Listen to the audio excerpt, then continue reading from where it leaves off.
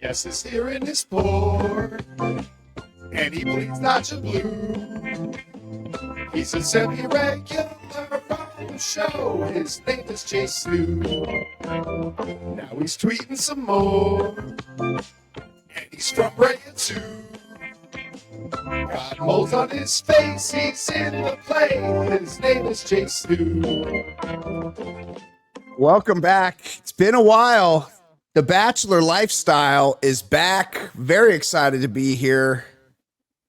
We're doing a special episode. Obviously, The Bachelor is not in season. We're here to talk another reality show, maybe the best reality show, Love is Blind Season 9. I'm joined, as always, by Mr. Jason Stewart. Jason, how are you, buddy? Hello, everybody. All right, so here's the deal to our listeners that are just tuning in, right? This is kind of an intermittent episode, and it's a long time coming. The backstory, I'm not going to get into the weeds and bore everybody, but I mean, you and I talk about reality dating shows, and people love we our talk about perspective. a reality dating show. Yeah, and they love our perspective as 50 plus white men. We have a certain, humor about us. People like to listen to the podcast to either compliment or just replace watching the show. And we get so many recommendations on like what reality show should we do next. Our guy who made that theme song, our guy in Florida, said, you guys should do the Golden Bachelorette. And you and I refused. That's way too the feeling. There's too many feelings. It's too genuine. Too many deceased husbands and wives, dentures, saggy leg skin. So we're going outside our lane here, and our guy Reality Steve talked us into doing one entity, and we did it. We loved it. Yeah. And now we're delivering an episode. It's a long time coming, and here's our friend, Reality Steve Carbone. What's going on, Steve? Finally, I get introduced in this pod. I was gonna say. I tried. I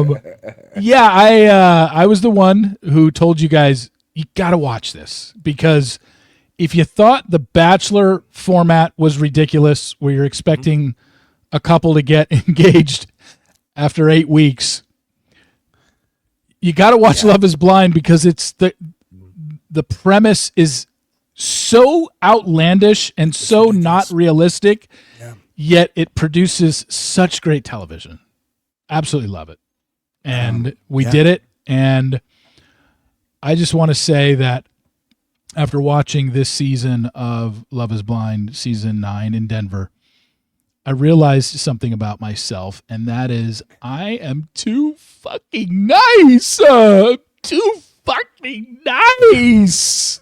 I'm too fucking nice, KB. Like, what? That was one of the greatest crash outs I've ever seen on television, because she wouldn't give up the ass, and everyone else is getting laid in Mexico. Yeah. And Edmund. Well, Edmund's a lot to talk about. He's a lot. I think we need to start with him. And the I am too fucking nice. That is second to me only to you're Nick fucking Amato. Who's Nick Amato? That's what what's her name? Annie told Nick, she's like, I don't think you get it. You're Nick fucking Amato. Like she was dating Brad Pitt or George Clooney. Oh, okay. God, I didn't remember that. You're Nick fucking Amato. And I think we're supposed to be like, each of those lines to me are second and third to the line that I knew that we weren't going to get married probably when he walked out with flip-flops. Yeah. That's a great one too. So could we set this up a little bit? I want to kind of take a macro look at this thing, because we've never broken down this show. We've never talked about the show. Okay, let's go macro, then we'll go micro. Yeah. Love is Blind. It's streams on Netflix. There's been 8 seasons before this one. Beckner and I have not seen one of them. I've heard about them for a couple years now. So my And ex-girlfriend used to watch it. So I was familiar with the premise. I had seen episodes. I knew people got left at the altar and whatnot, but I was staunchly opposed to actually involving myself in Love is Blind, but I was tertiarily aware of the concept of Love is Blind. Go on. Okay. Well, I mean, I personally steered clear. I always feel like if I'm watching another reality dating show, I'm cheating on The Bachelor. And I've since got over that anxiety. I'm now open to other shows. So I'm like a kind of a polygamist of reality dating shows now. Now, I will say this in a macro level here. I entered the show knowing exactly zero about the show and about the format.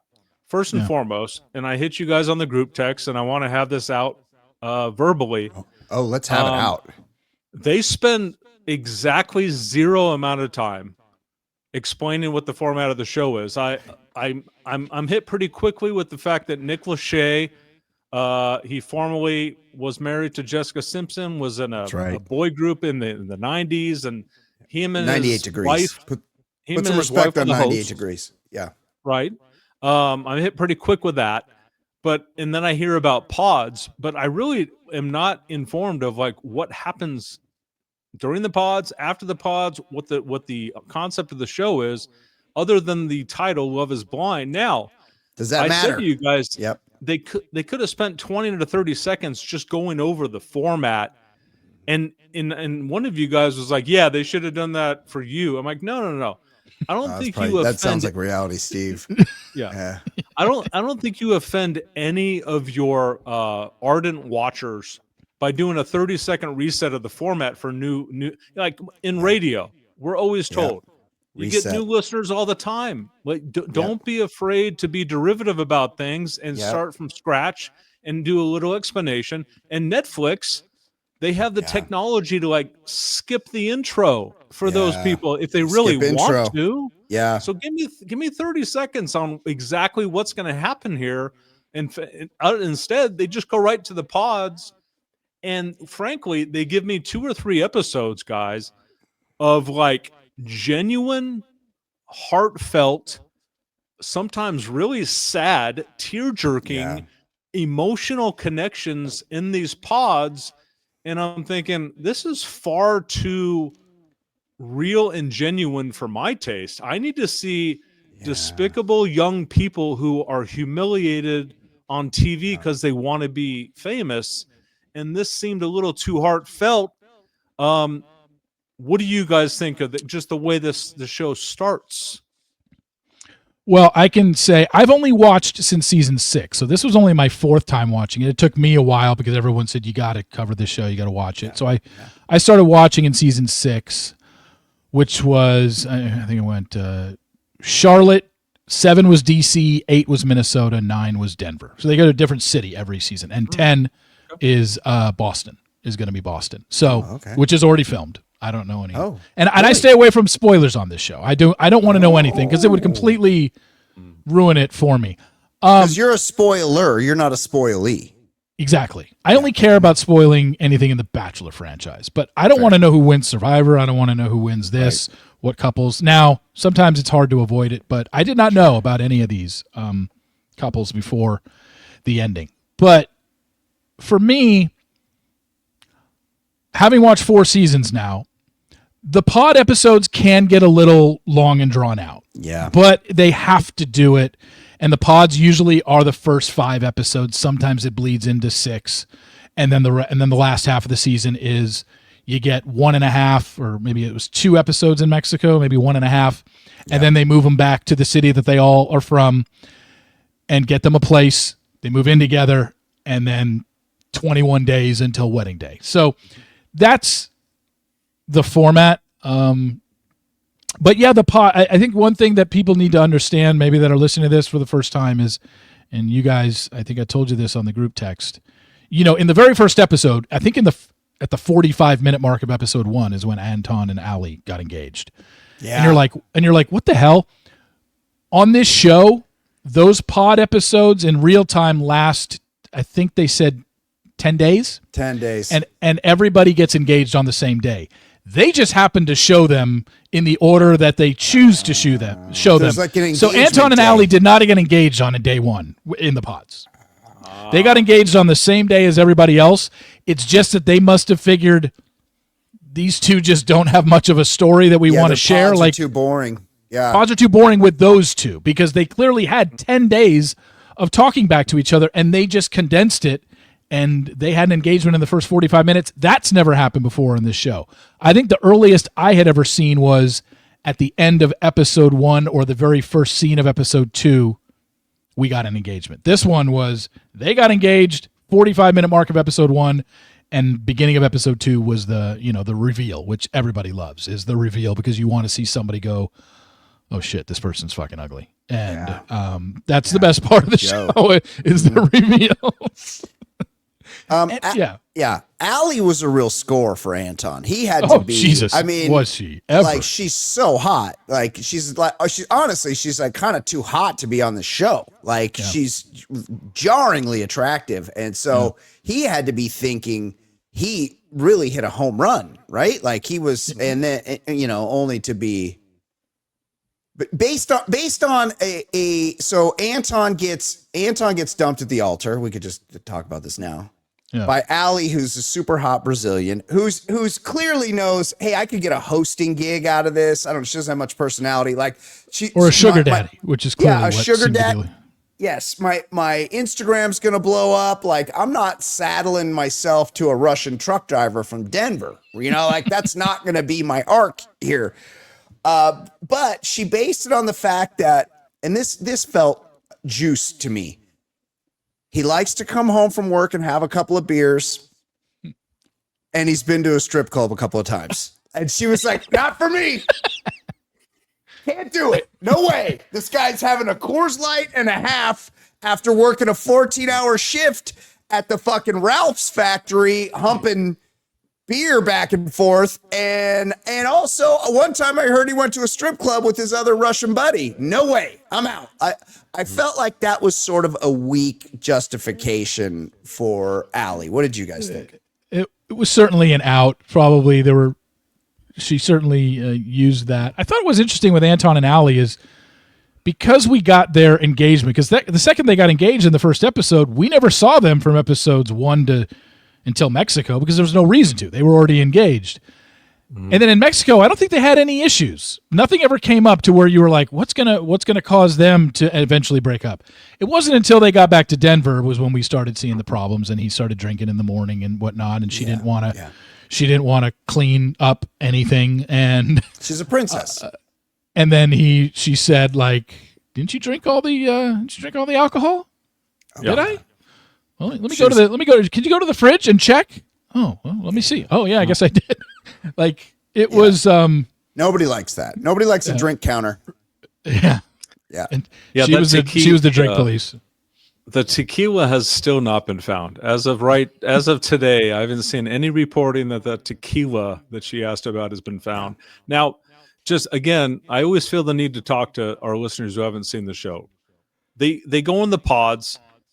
And then within the first 5 minutes of being in the pods, which means you don't see the person, all you're doing is having traditional conversations with them. You're talking through a wall to somebody. You're talking to a wall. And within the first 45 minutes of these pods, as Steve laid out and how it's sequenced, these two people have become engaged. One is a Russian immigrant. One's a Brazilian immigrant. Yeah. The Brazilian immigrant makes it clear she doesn't clean or cook. And her budget for her plastic surgery every month is so much that she doesn't want to share a bank account. That she doesn't want to reveal the number of dollars she puts into her, was it Botox and whatever the opposite of filler? Botox? Yeah, filler. Yeah, filler and Botox. So anyways, Anton and Allie, at some point, they walk out when they get to the foreign country, and I think all the viewers thought the same thing that Allie did. Anton walks out with these fucking flip-flops, and he's there were just slides. like, he has a certain walk about him, like he's this duck, like Daffy Duck, and you're like, that guy should never be seen with that woman with flip flops, especially walking like that. And like, it's so funny that at the end, when she's basically told, of everything you experienced on this show, when did you realize you weren't going to get married? And she said kind of lightheartedly, when he came out with the flip flops. And it's funny because I had the exact same reaction. Yeah. I didn't, you know what? I didn't even notice the flip flops until she brought it up at the reunion. That's when she said it, right? At the reunion? Yes. Yeah. I did notice, but I'm like, look, he's Russian. He's got bad clothes. Like, I'm not surprised that, he doesn't dress cool, but next you're going to tell me he wears too much cologne, right? Yeah. Possibly. It is interesting that with her plastic surgery, you're like, oh, Allie, you're 31 or whatever. No, there might even, she's 26, I think. You're really getting plastic surgery. Then we're introduced to her mother. My question to you guys is, how is it possible that Allie has the same DNA as the woman that birthed her? I mean, they didn't seem at all related to me. Do you think that's all plastic surgery? There has been pictures floating around on the internet what Allie used to look like at 16 or 18. She definitely had some work done. I mean, most women do at this age now. She's very fine. I told my super hot girlfriend Christina at the reunion, it looks like she got even newer boobs for the reunion. She did. I think she did. They're lifted and separated a little bit more, and she's got that tattoo right in the cleavage. Yeah, I saw that. She didn't have that during the show, right? I didn't notice. She was definitely tatted up.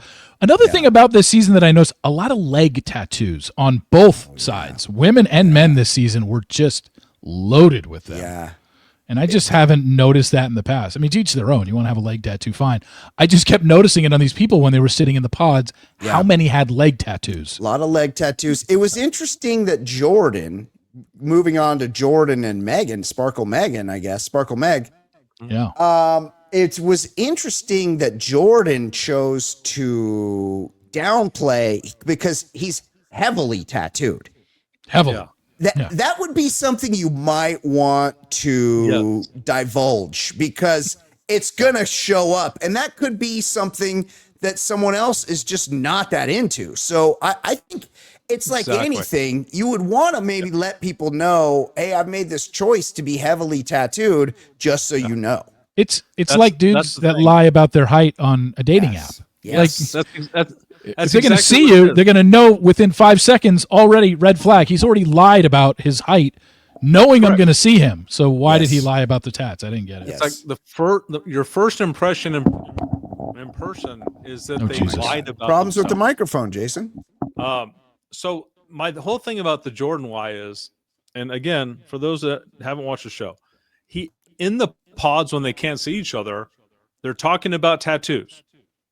And for whatever reason, this male contestant downplays the number of tattoos. I think he says he's got like one small one or a couple small ones. Yeah. And I'm like, what a weird thing to do and say. And when she does, I thought that they were foreshadowing that.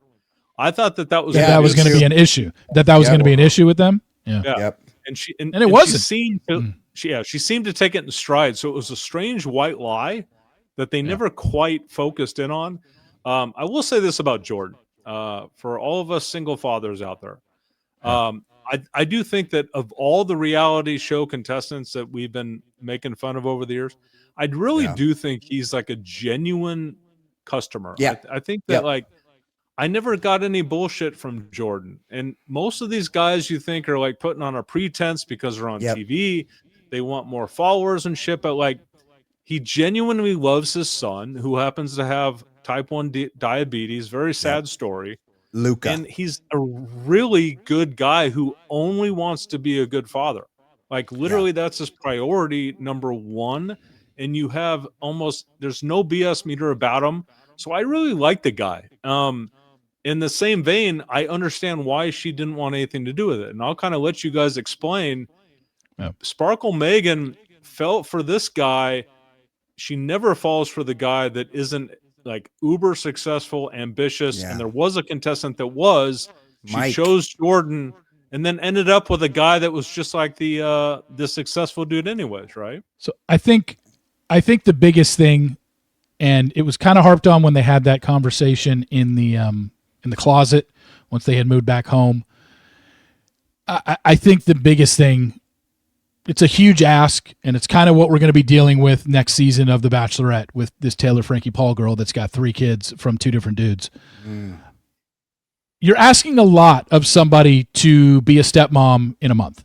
I mean, Yeah. it's what she has to make. She has to determine in her mind, do I want to be a stepmom to somebody that I'm going to have to make a decision about it Yep. in the next 4 weeks once we moved back to Denver. I think once they moved back, the week in Mexico and then 3 weeks in Denver. Yeah.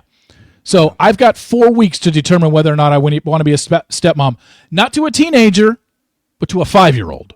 Yeah. That's a huge ask, a huge ask. And I think if you were to ask Megan, maybe off record, maybe that probably was the determining factor, not just that he wasn't ambitious and he didn't want to talk after he got home from work. Like, it probably had to do with the fact that this is just a little too much for me. And then ironically, she ends up getting pregnant in a hookup with a guy that she was dating after 3 months. So, but that plays a huge role. And you're just asking a lot of these contestants to be like, oh, I'm going to be a stepmom for a guy that I've known for a month.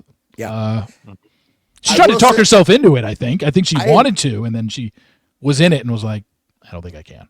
Yeah, I agree with Steve that it would be much too much to take on, and it would be okay if she said, I'm not ready to do this. But I will say, as much as we like Jordan, he definitely was pushing her away. He retracted.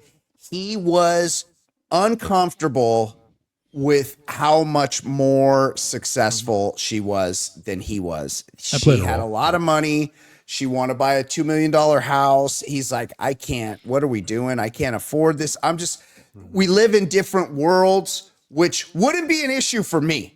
But for a guy like Jordan, it was just a lot to take on. They just exist. And, she plays tennis at fucking 2:00 on Wednesday. And he's like, well, I can't do that. I'm at work. And she's like, let's go on a trip. And he's like, look, I got to work and I got to be a dad. And they were just in different places. And that was too much for him. So as much as she did break up with him, he kind of was pushing her to where she didn't have any choice but to break up with him, because he was kind of being like, his personality completely changed once they got to, he was Mr. Personality before, and all of a sudden he's like, what? I don't like to talk when I get home from work, whatever, it's fine. And nobody wants to live with that. No one wants to live in that kind of tension. So did you guys see that too? Were you guys thinking Jordan kind of was pushing her away in that sense?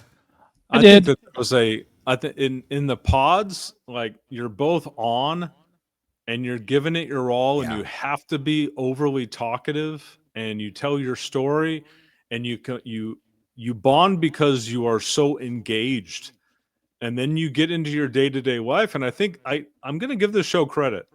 Unlike The Bachelor, who I think the sole purpose of The Bachelor from the producer standpoint is to humiliate young people trying to be famous. This show keeps proclaiming that it's this great experiment, and I actually do think they follow through on that.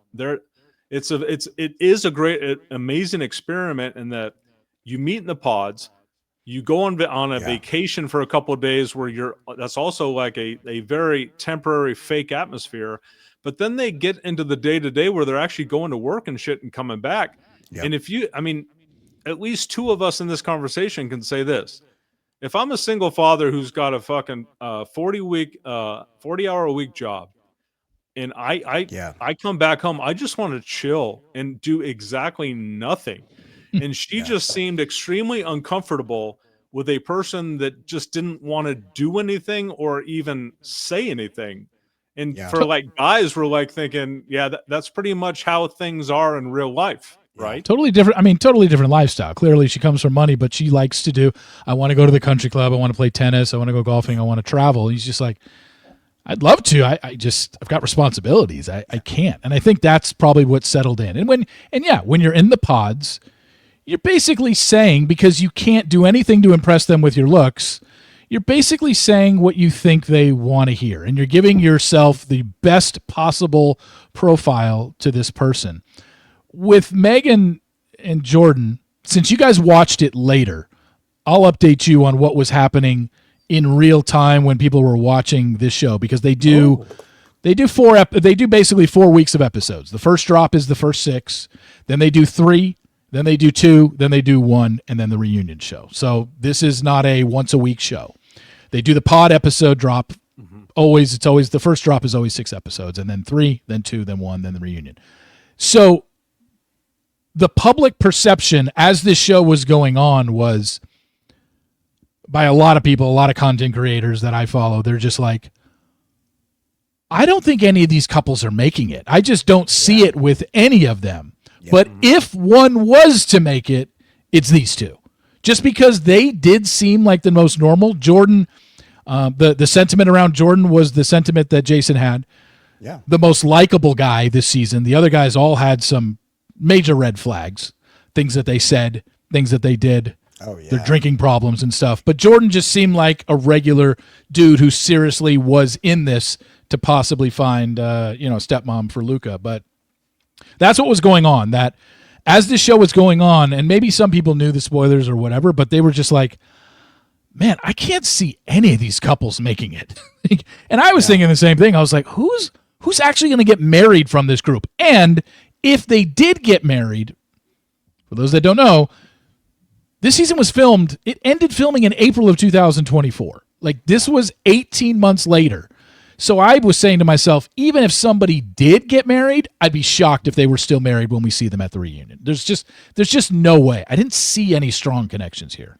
And obviously, no, I totally agree with you. Do they do is okay? 2 things, because you always know what's going on behind the scenes, Steve. Yeah. How did Sparkle Megan get so rich? And do they have oil and gas? Oh, really? Oh, so like family? Really?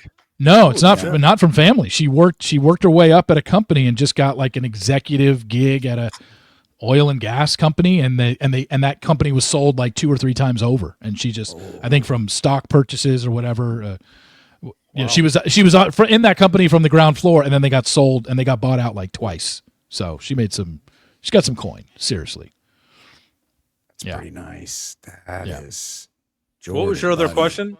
How does Megan make her money? And is there because there's 18 months between the finale and the reunion? Is there a social media blackout? I don't follow these people because like Sparkle Megan had a kid. Spoiler alert. Yeah. She had a baby, and everyone was like surprised. And I'm like, well, don't they follow her on Instagram? So she must not have been posting or be allowed to post. She did not post anything about the child. She kept it pretty low key. She was able for it not to get out until the week, the day the finale dropped is the day the Sun reported Megan has a child and it's not from somebody from this show. So on the day of the finale, when we saw that they broke up, people realized, oh shit. And then they had already taped the reunion like a week before that. And at the reunion, as we know, she announced that she had a baby. But you heard her say at the reunion, and some of the girls' reactions like, oh my God, I didn't even know. She basically distanced herself from the franchise once she started dating this Paul guy, and then subsequently got pregnant, because the only person she told was Casey, and she felt, Casey was the only one Casey wasn't going to tell anybody. I'm guessing Paul is loaded. I'm guessing she just kind of went back to another. He had that rich look. He's like part owner, CEO of some company. It's not some billion-dollar company, but he's not living in a 1-bedroom where he sleeps on the couch and his son sleeps in the Star Wars room and makes chicken Crystal Light smoothies. He's not that guy. We didn't even talk about the chicken Crystal Light smoothies. That was the most disgusting thing I've ever seen in my life. Who thinks to make that? Where did that even come from? What the fuck was that, Jordan? That is interesting, because that's an old bodybuilder's trick.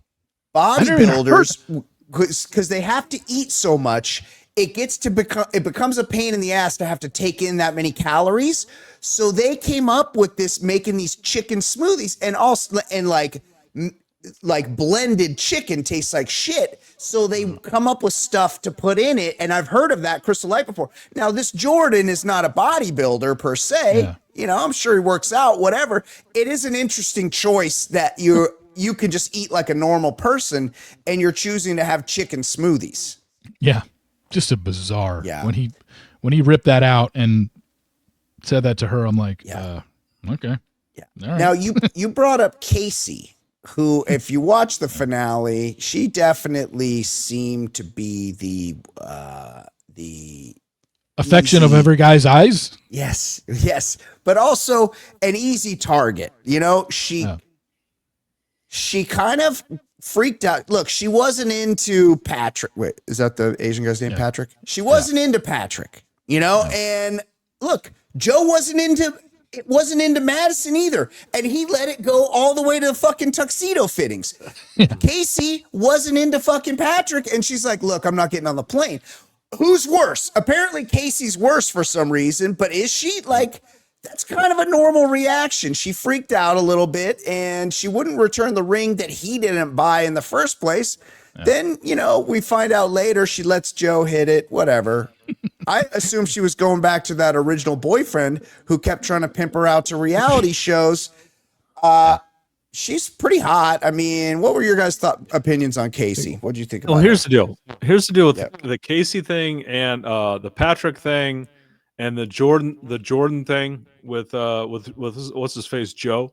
The show is called Love is Blind. Okay. At some point, the producer needs to compel these contestants to admit the truth. And I don't know any of the previous 8 seasons, and Reality Steve could speak to this. I needed to hear from at least one of those contestants, Joe or Casey.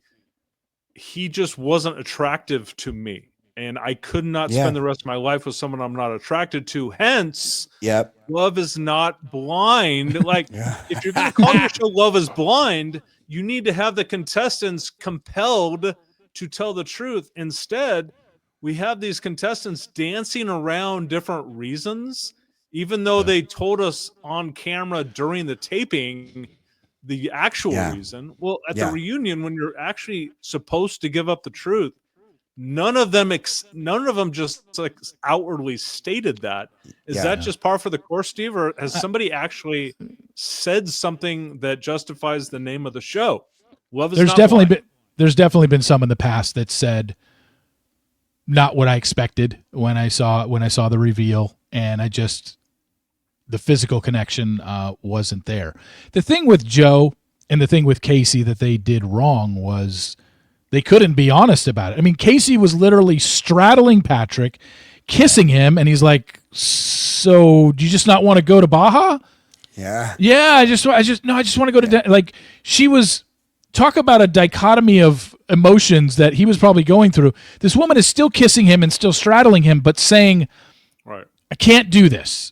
But then we find when they showed the cameras what she said to producers before Patrick walked in, which was, I'm just not physically attracted to him. So she said it. She just didn't say it to him. Yeah. And then with Joe, It's same hard to say thing. that to people. Yeah. Yeah. With Joe, same thing. He kept having sex with Madison, but also would say to the cameras, not typically the type of or size of woman that I go for, you know? Like, so he's giving her a mixed signal. If that's how you feel, you're allowed to feel that way. Not everybody's going to be attracted when the reveal happens. But some people, certainly like Joe, you could clearly tell Joe just wanted to last and take it as long as he could so he could get camera time. People know that if you last as a couple, things can happen. Now he's a possibility to go on Perfect Match, where they take people from this show and match them up with other Netflix shows and a bunch of singles. What? Yeah. Wait a minute. Hold on a sec. Back up for our listeners and me. So there's an entity beyond this show. Oh yeah, it's like Netflix? Paradise. It's like Paradise for Netflix shows, where it's called Perfect Match, and they take singles that were on Too Hot to Handle, this show. They're bringing people in from The Bachelor because Clayton and Rachel Recchia were on Perfect Match. So now they're dipping into any reality dating show, but it's on Netflix. It's called Perfect Match. And people who are single go on that, and they team up, and there's challenges and whatever. So yeah, it's their version of Paradise. Yeah. Joe, I would be careful about matching with Joe. He's got he's got a major alcohol problem, and B, he's got big serial killer vibes. You see that apartment of his? Like, you go in that apartment, that's a big stay away right there. You walk in, it's like very Spartan, like anybody that's got like no stuff, you're like, you don't have a fucking plate. He's like, oh, I got this one fucking plastic cup right here. It's like, girl, get the fuck out. I hope to God you sent one of your girlfriends the address of this place, because that's where they're going to need to come to find the parts of you that are left once Joe gets done with you. Mark my words. Well, this will happen. Yeah. I will say it's something that I wanted to hit on with Casey and Allie, two women that we've already talked about. Yes. I think both of these women, and there's nothing as of right now, but there is absolutely no way we don't see either of these women on a future reality show. Some sort of... Yeah. I mean, they are just made for reality TV. The way they look, they're good TV. Yeah. And it has to be in the reality show vein of probably some sort of dating. Like, I know they're not on the next season of Perfect Match. I do know that. But I just think they are destined for reality TV future. Like, they're just tailor-made for this. So Allie is super hot, but very low on the personality scale. Casey, I think, is good because she's pretty hot and she's a hot mess. Like, she would definitely make a lot of drama on any kind of show she went on, because she's a little bit nuts. Like, she's just slightly nuts, and that's what you need. You just need a little bit of crazy. Would date multiple men too. We know that she would have no problem. She got with Patrick. She hit it with Joe after the fact. Rumors that Brendan guy, she had her hands on his chest at a pool party. She denies it, but clearly a lot of these guys were attracted to her once they saw her. And she's an attractive woman for sure. So I just think her and Allie absolutely 1000% are going to be on some reality show in the future. Yeah. Totally. I agree with that. I want to dive deeper into the Joe's drinking problem. That's pretty obvious. It's pretty obvious. Whoa. And then we can go to Annie's drinking problem. So yes, I hit you guys on the group text midstream after the Annie and Nick thing. Well, we haven't even gotten to Nick, but it seems like they both had kind of the same episodes. Nick drank too much, and Jordan, for whatever reason, a lack of awareness or just being Gen Z, where they just don't know how to interact. She didn't identify in the moment that he was just almost to the winds fucking drunk, to the sheets to the wind drunk, whatever the cliche is. And like, she was taking everything he said to her literally and to heart. And at some point you need to be mature and be like, you're just fucking drunk. Go to sleep, and I'll talk to you in the morning. Right? Yeah. Same thing with Annie and Nick. Annie obviously is a really bad drunk, and she said she kept doing things when she was drinking with Nick that would really put him off. Now, the speculation that Nick isn't really heterosexual anyways, but that was the reason why they broke up, is because she kept saying things when she was drunk and did like the worst thing you could do to a human being, according to Nick, which was mischaracterize his words. Like that was the Rubicon for him. You weren't going to cross that. But I think that like a lot of this could be tossed to, you need to have some awareness that this person is really fucking drunk. Now, if your take is, I don't want to be with somebody who's that bad of a drunk, that's one thing. But to like be on camera and take everything they're saying literally, you're like screaming at the TV, dude, they're fucking drunk. They're drunk. She's fucking drunk. Yeah. Why can't we acknowledge that? Because we're on TV, we can't admit that we're drunk on TV. Like, why can't we call it out? Call out the person for being drunk. Look, everybody's been too drunk. I imagine Joe and Annie are too drunk often, but everybody's been too drunk once in their life. They're too drunk once a week, I would guess. But like, look, this Joe was in a fucking blackout. He was in a full-on fucking... And was woken up and was just... You could tell he didn't... I don't think he even knew what was happening. I don't think he was that drunk. Yeah. Yeah, that was a major issue. And I mean, look, I'm not here to victim blame here, but like, giant red flag. Like you've literally just met the guy in person a couple days before, and you're staying in a hotel room with him, and he gets completely blackout drunk and unmanageable. Get the fuck away. Like that's all the signs you needed. Yeah. And then we find out that as you said earlier, Brian, like Joe was fucking her the whole time, and then they would have amazing makeup sex. Yeah. And then when they like met for drinks to be like, for clarity after the show, they made out at his car he prompted a makeout session. I wonder if they were drunk. This guy's fucking dirtbag. Yeah, Joe's just not, he's not a great, he clearly wasn't a great communicator at all. And certainly gave Madison so many mixed signals to where you could see where she would probably just going crazy. And then having to 18 months later, because every time he did say, when he made the comments about not the type of woman that I usually date size-wise, you know, like I said, this was 18 months ago. She didn't know he said that to the cameras till 18 months later. So now she's got to relive not only this relationship that she knew failed 18 months ago, but now she's got to hear this guy insult her. And obviously, you know, women take things to heart. She talked about she's had an eating disorder in the past. She's obviously lost weight since this filming. And I don't know. I never saw Madison and was like, oh my God, overweight. She's a bigger girl, but she's not overweight. She's not. Yeah. But those lips are overweight because of the injections. All of them have their lips so injected. It was hard to look at that part of it. I will say that's more so than the body issue. But look, this Joe's a piece of shit. He wasn't attracted to her. He wanted to stay on TV. She didn't recognize that somehow, which is she's got to have some culpability here. But you know, it wasn't a match, and we could all see it coming a mile away.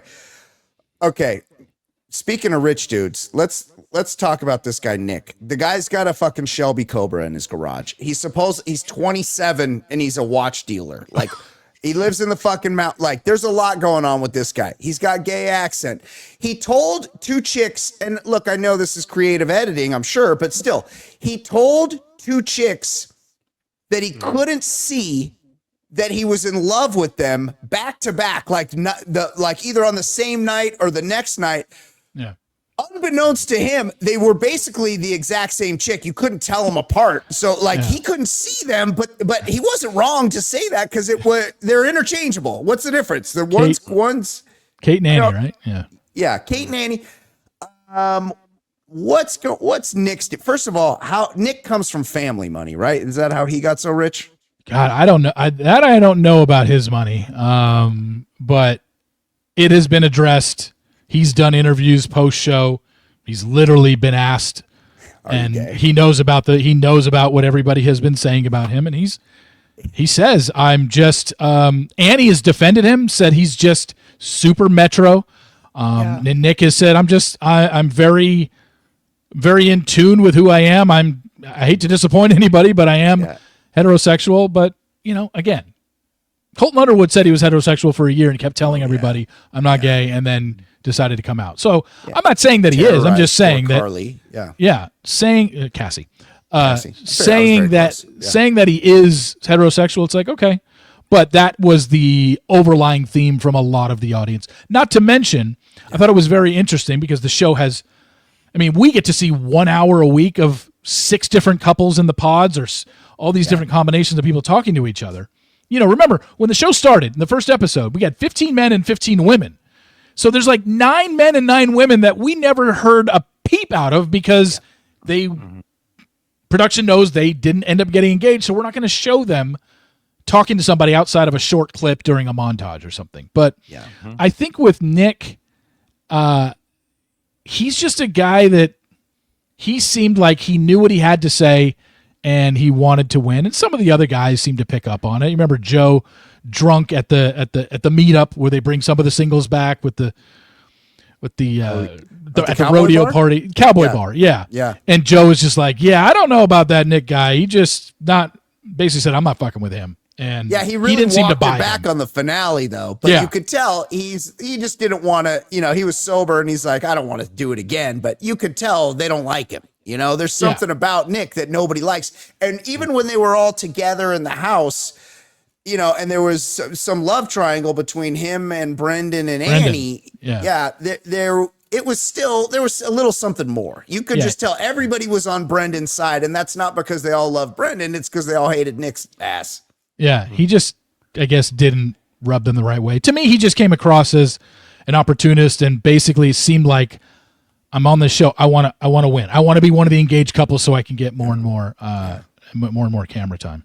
My take on Nick. Okay, and this is kind of a general comment on Gen Z. So Brian has given birth or had 2 Gen Z kids. Yes. I have one Gen Z kid. Yeah. Steve has a Back to the Future 2 DeLorean. So he Steve can very much. Steve has lots of toys. Yeah. I think Nick is like this perfect product of Gen Z, and this is what I mean by this.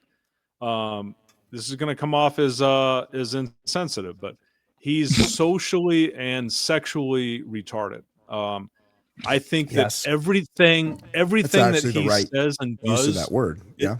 is what he thinks is the right thing to do and say. Yeah. Like the Gen Z, and if you really want to get deep on this, we could have a separate podcast on this.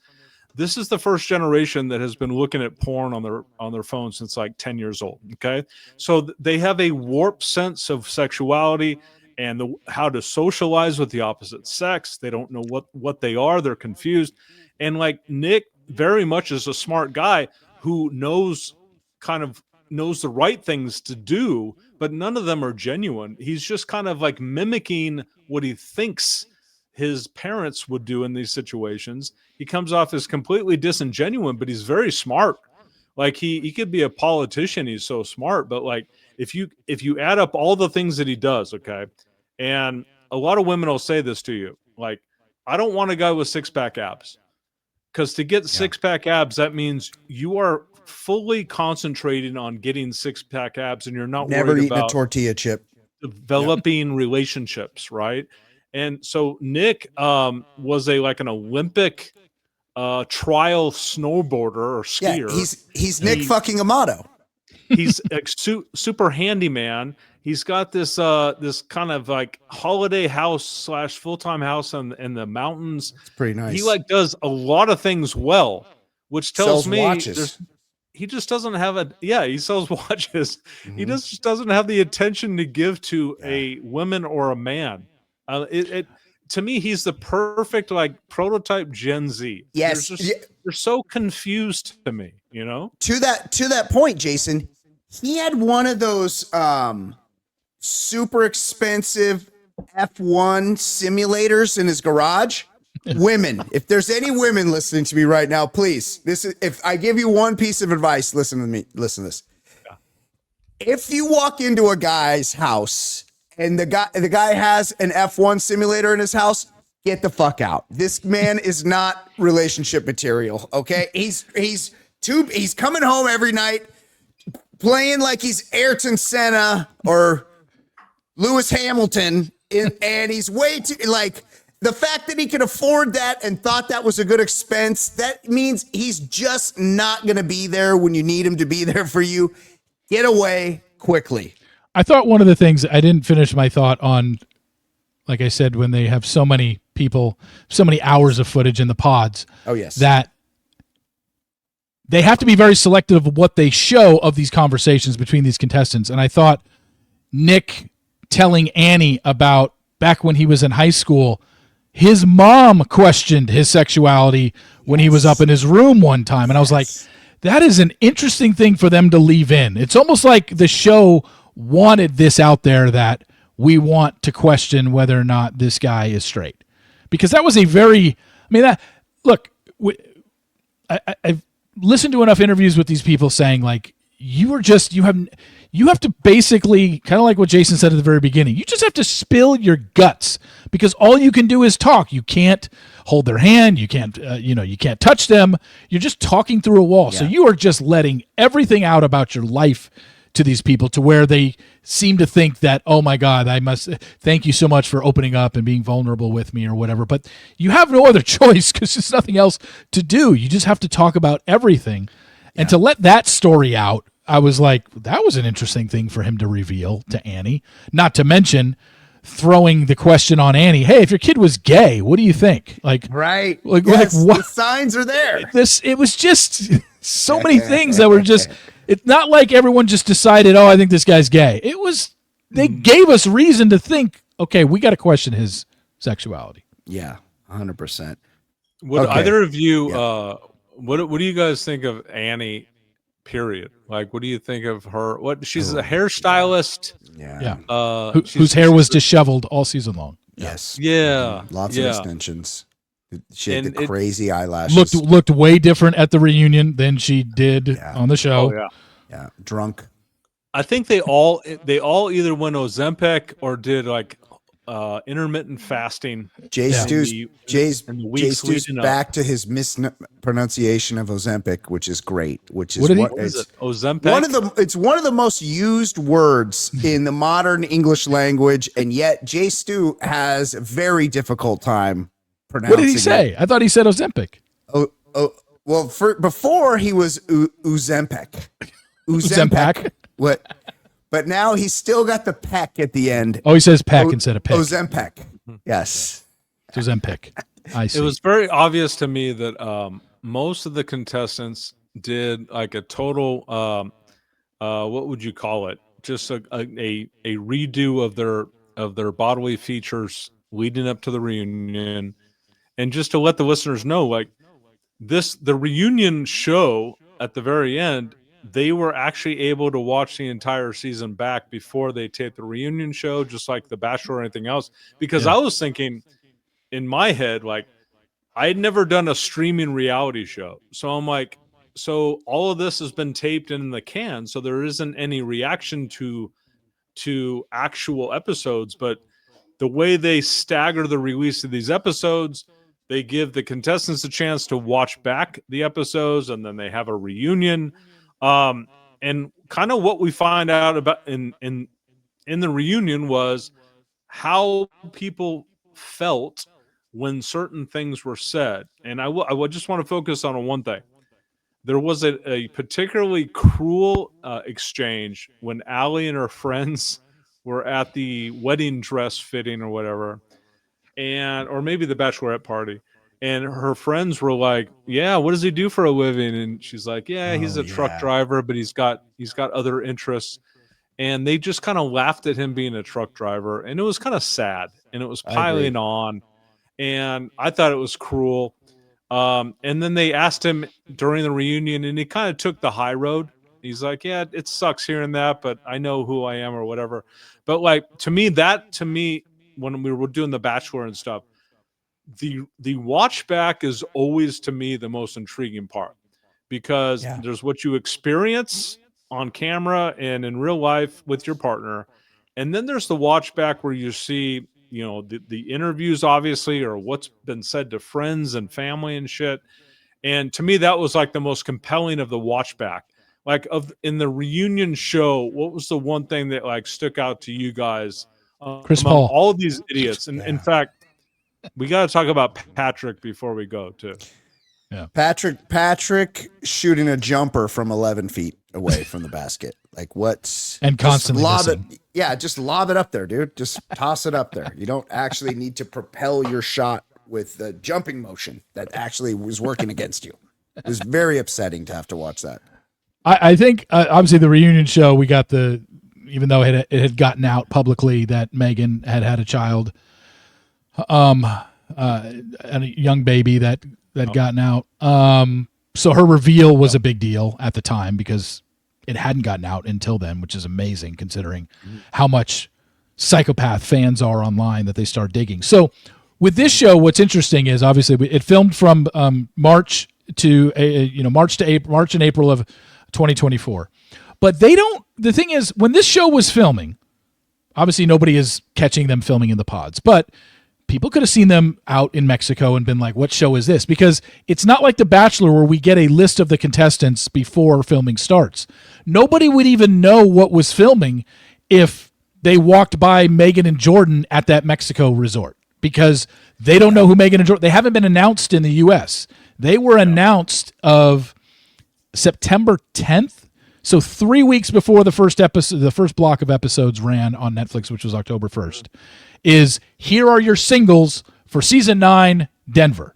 So from September 10th till to October 1st is when, and at that point, it's just a headshot of these people. So nobody still would recognize them. It's not until the show starts airing that maybe these people would get recognized out and about. But yeah, I think it's just it's really weird that they wait so long, because these people, I mean, especially this season when all these people had failed engagements, that I'm sure it was tough to deal with in the moment, and they had to live through it, and it was a tough point in their life.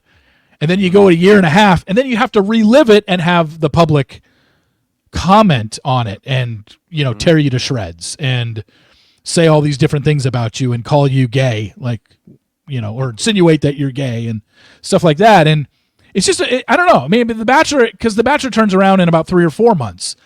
I can't imagine The Bachelor taping and we don't find out about it for a year and a half. Like, that would just be so, it's kind of a fucked up experiment to do to them and turn it around so much later, you know? Yeah.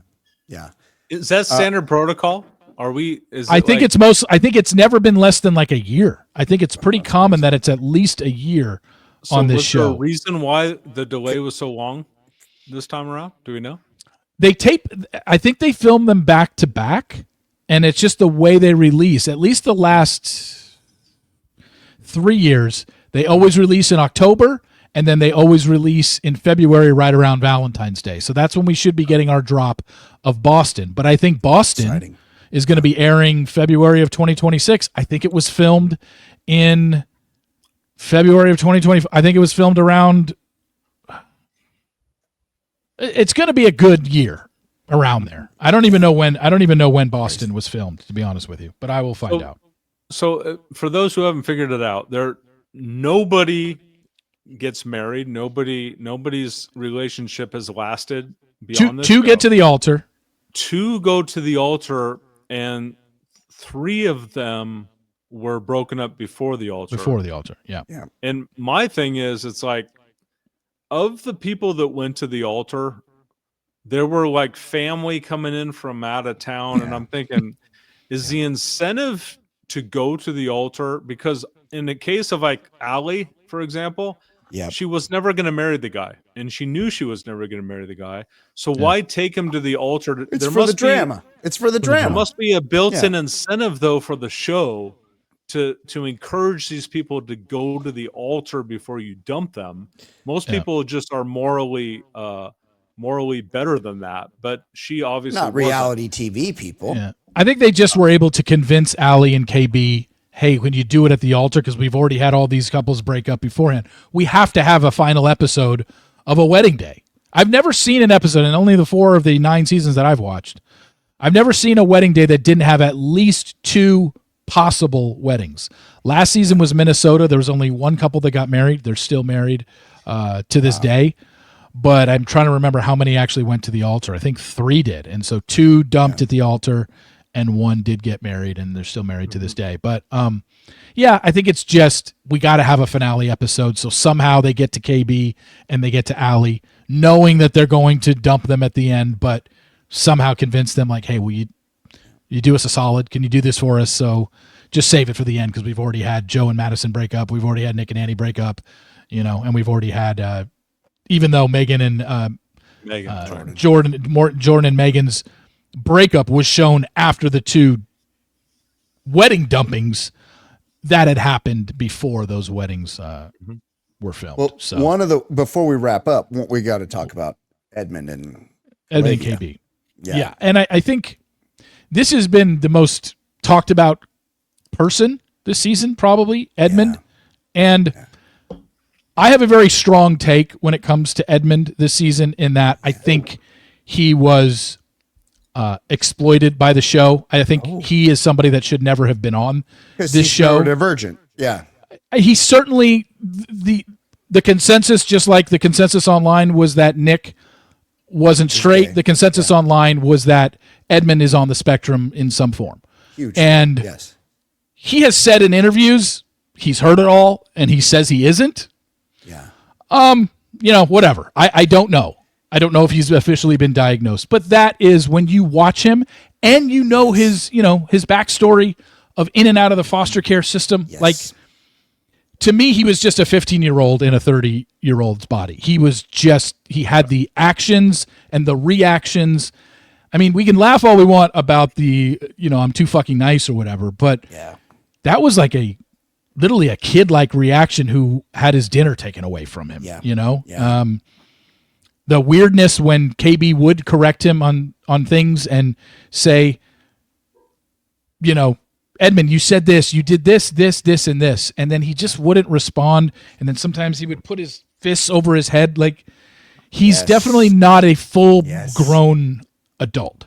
Also, I would say. I'll just add in one other detail: that foot fetish that he's got. Like, he was being real creepy with their feet all the time, and that was just nasty and uncomfortable for everybody else. But he doesn't recognize the signs. He doesn't read the reactions of the people around him. He just keeps fucking putting way too much lotion on her feet. So much lotion. Way too much lotion. It was so much. I didn't like that at all. Jason, what are your thoughts on Edmund? No, it's just again, Steve traffics in the kind of off the show stuff, so I appreciate this. Yeah. I never got the vibe. I never got the vibe that he was on the spectrum. As somebody who's very familiar with this topic, I just think that he's a sad case of someone who a foster care system kid. Came through the system, who's low IQ, who is emotionally an 8-year-old and stunted. All those things. You don't need to be on the spectrum to be exploited. You could still have the same criticism of the show for putting someone on the show with those three things. Like, you're right. I mean, I guess in a lot of ways he's a perfect contestant because he was great drama, but I did feel bad for the guy. It was just too much for him. So whatever the diagnosis is, it's like that kind of sucked.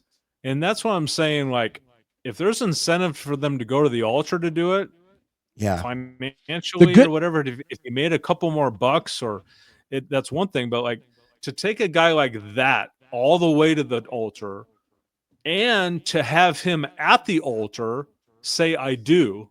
And then she says, I don't. Like, to me, that was cruel and unusual. That just sucked. Like, I really felt for the guy.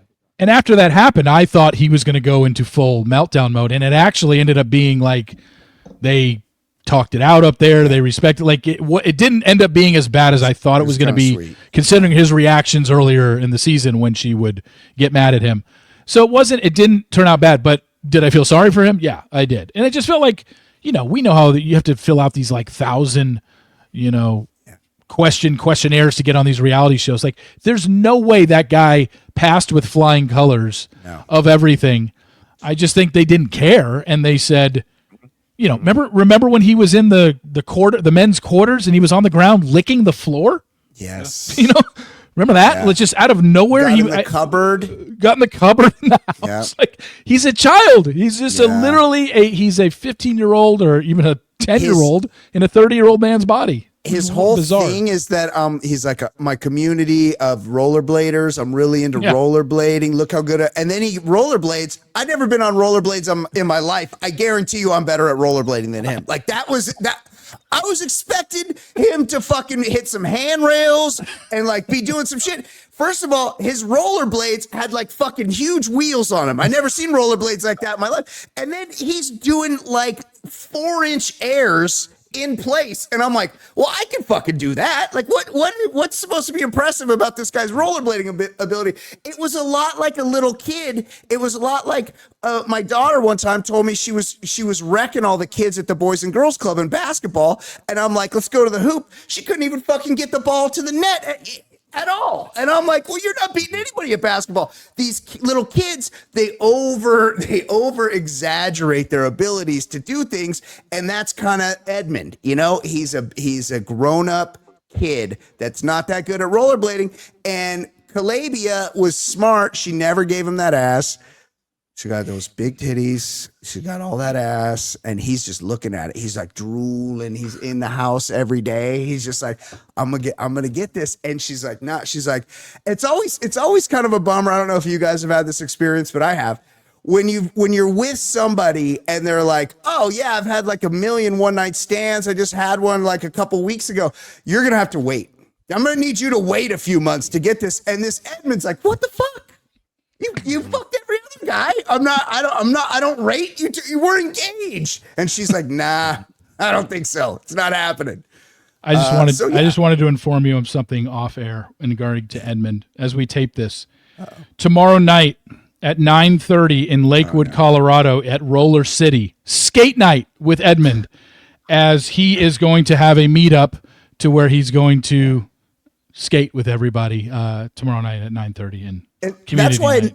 That's why because Edmund is getting laid tomorrow night 100%. He'll go home with somebody from that thing. That is why I never feel sorry for the people that get dumped on these shows, because they're immediately the biggest celebrity in their hometown. That's why it wouldn't surprise me if they make an agreement to go to the altar and Anton's like, look, I know you're going to dump me. I'm going to look bad. But he knows that as soon as the show airs, his DMs, it's impossible to sort through the amount of DMs this guy's going to get, because he's the jilted guy from TV that's kind of handsome and drives a truck and is Russian, you know, so you put out 12 episodes of a dating profile, essentially. Yes, exactly. Yeah. Yes, exactly. So every woman has seen it. So they're just like, oh, I liked that guy from that show. I want to message him. And then everyone's got access to everybody now. So yeah, Joe. I mean, well, first off, Joe already has a new girlfriend. I will say that he's in a relationship. He talked about her. There might have been some crossover though. Right. He was trying to downplay that. Avery. Yeah.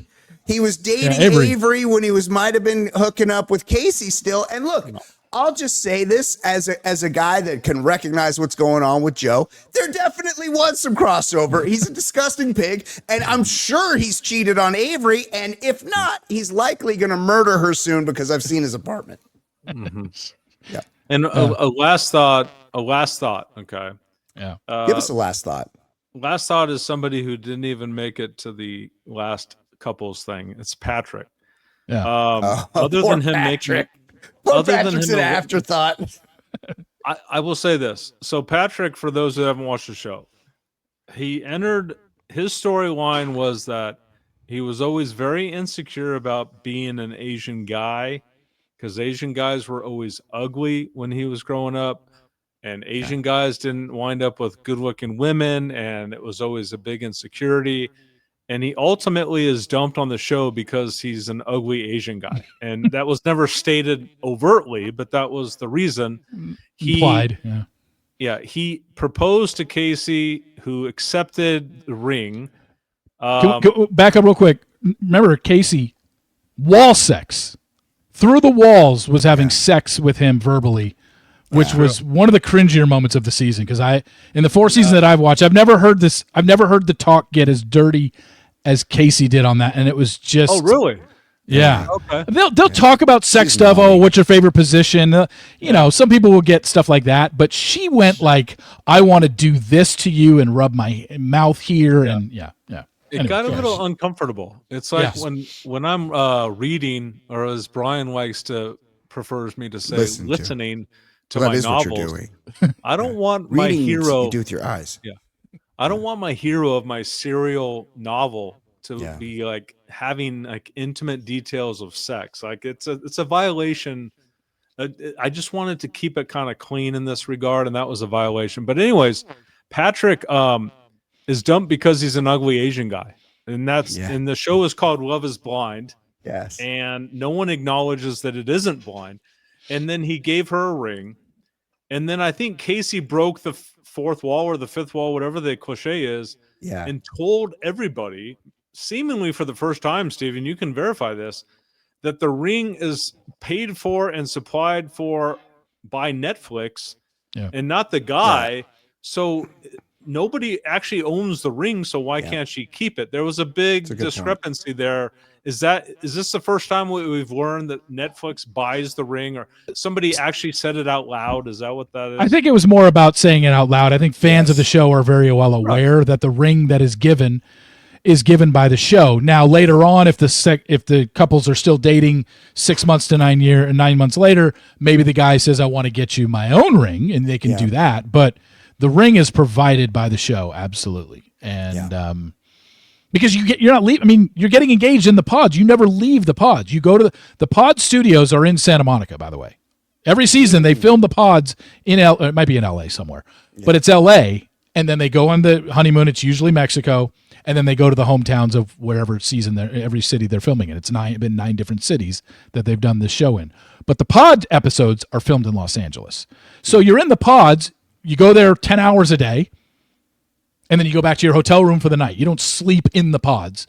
You're at a hotel up in put up in LA, and then you go back in the pods on day 2. The other thing I want to point out about the pods is so basically on the first day when you go in, there's 15 men, 15 women. You talk to everybody, and then I guess you have a list and you rank your men. If you're a woman, you rank the men based on the conversation you have with them. They give you, I think, 10 to 15 minutes with all 15 men, vice versa for the women. And then you get to 15 minutes with everybody, and then you rank them, and then that's how they determine who you're going to get to talk to the next day. And then guys just drop off your list. Like if he's still at the bottom, they're going to just keep you focusing and making you talk to the people that you have high on your list. So that's how the pod system works for the most part. But yeah, you get to talk to everybody. Because I think Jordan said, one of them said, like, after the first day, this person was at the bottom of my list. I think Megan might have said that about Jordan, or maybe Jordan said that about Megan. I can't remember. But somebody said we were not. I was not. Yeah, they weren't even in my top 5 after day 1. But she slowly moved up. Remember in this Bachelor in Paradise season this summer? Yeah, that was a totally departure from other Bachelor in Paradise. They obviously hired a new production company. They did an episode with a challenge that was in the pods, and watching this back, that was a direct ripoff of Love Is Blind, which Love Is Blind, of course. Okay, we could. Well, one more thing about the pods, Jason. Does this bother you? You got all fucking day to eat, and you're bringing a Caesar salad with you into the pods. You're sitting there. You're supposed to be focused on this person that you're going to date, and you got a big bucket of spaghetti and meatballs, and you're like, I grew up in Denver. You're eating spaghetti and meatballs, and then they have drinks laid out, and it's like, oh, in case you want to have a drink, oh yeah, let me crack this 84-degree warm Corona that's just sitting on a shelf. Like, how about we get a fridge in here? What is this setup? Who's actually believing this? So anyway, did you notice the gold goblets? That's Love Is Blind's thing. So they do everywhere they go. Smart. They do it everywhere. When they go to Mexico and when they go back wherever city, every time they're having a drink in their hand, it is a gold goblet. This is for continuity, though. It's smart to do this because on The Bachelor, they'll be having the meet the parents date, and I'll look at mom's red wine, and she'll be having one conversation, and it's 80% full, and then she's having another conversation, it's 12% full, and then the next conversation, it's 60% full again, and I'm like, well, this is out of order. Like, this is bullshit. So it's smart to do the gold glasses because then you can't even see how much is in it. Either. You don't know where you're at in the conversation, the continuity. Yeah. Okay, let's wrap it up there. Jason Stewart, fantastic job. Love you, man. Miss you. So nice to speak to you again. We're sure there's a Bachelor in the spring, I think, right? Steve, when's the Bachelor coming back? Bachelor. Yeah, they kind of Taylor, Frankie Paul. They're filming it right now, but for the first time in 15 years, The Bachelor is not coming on in January. They are basically flip-flopping it with Idol. Idol's going to start in January and run to March. And Taylor Frankie Paul's season is not going to start until March 22nd, and it's going to air on Sundays. It's not a Monday night show anymore. Wait, what? Sunday night. Hold on a second. When's The Bachelor starting again? What March date? 20 March Did you miss 22nd. the whole part where he just said when that would be? There is no No, he said the Bachelor season. well, the Bachelor franchise has always started in January for the last 15 years. Yeah. It's not. Yeah. It's going to be a Bachelorette season, number one, and number two, it's going to start in March. So those are the two. Oh my things. God! And it's going to be I didn't Sunday know night. any of this. And it's going to be Sunday nights. It's not Monday night anymore. Sunday nights, yeah. Yeah. So he just said the same thing he just said. And before, Taylor but he Frankie said it Paul- again. I'm And shocked. Taylor Frankie Paul is She's a Secret Life of Mormon Wives. Secret Lives of Mormon Wives. She has 3 children from 2 different men, Too many. and she can't leave Utah because that's where she is ingrained with 3 kids from 2 different men. So now you're asking these men, it was a lot for us to say. Megan has to decide whether or not she wants to be a stepmom to a 5-year-old in 4 weeks. Now you're asking these guys, hey, while Taylor Frankie Paul is definitely good looking, hey, do you want to A, move to Utah, B, immediately become a stepdad to not 1, not 2, but 3 children who have 2 different baby daddies? With What do you think about that? With 2 Mormon stepdads and Dodge Rams stopping by every week. Yeah. And thanks. it's Mormon. Yeah. Yeah. So this season, they've basically said that, the Bachelor franchise, Bachelorette franchise that we've known for all these years is dead and buried. They are just saying, we're going to go with Taylor Frankie Paul because she has 1.7 million followers on Instagram and 5 million TikTok followers. And we're just hoping that her audience is what comes to watch. Maybe some people, in fact, probably a lot of people that are diehard Bachelor, Bachelorette fans are going to drop off saying, I don't want these celebrities. This is ridiculous. It's not realistic. There's no reason to think that Taylor Frankie Paul is going on this show to find a husband, nor are any of these guys going on this show because they want to be marrying into that. We've done away with the pretense, which is a huge bummer. They basically Purists pulled like back the Jason curtain and Stewart said, we don't care anymore about the love story. Yeah, We're going that sucks. straight for ratings and drama, and we don't care if this woman gets married or not. They won't admit that, super but sad. we know that's what it is. Leave it to Steve. Leave it to Reality Steve to bring something to the podcast, which I'm sure the public is very well aware of, and I had no idea. Any of that last information. Thank you, Reality Steve, for telling me. Did you know the next Bachelorette was going to be Taylor Frankie Paul? Did you know? No idea. Had no idea. So Yeah. And you've never seen, obviously, Real Housewives or Secret Lives of Mormon Wives show. No. You never Nope. watched that. Gotta And I've catch never up. watched it either. I knew the name. I knew who she was. I knew she was from that franchise, but I've never watched an episode of Secret Lives of Mormon Wives. Have you, Hard Beckner? pass. No, of course not. Yeah. I watched the Dodger game. Yes. I watched. That's the only show. I Shohei watched. Ohtani, unanimous MVP. Of course. He's won the MVP 4 of the last 5 years. He's incredible. He's the man. Okay, we'll wrap it up there. Thanks, Steve, for Reality Steve, for Jason Stewart, for this has been the Bachelor Lifestyle podcast from theballerlifestyle.com. We will see you next time. He's a semi-regular on the show. His name is Jason.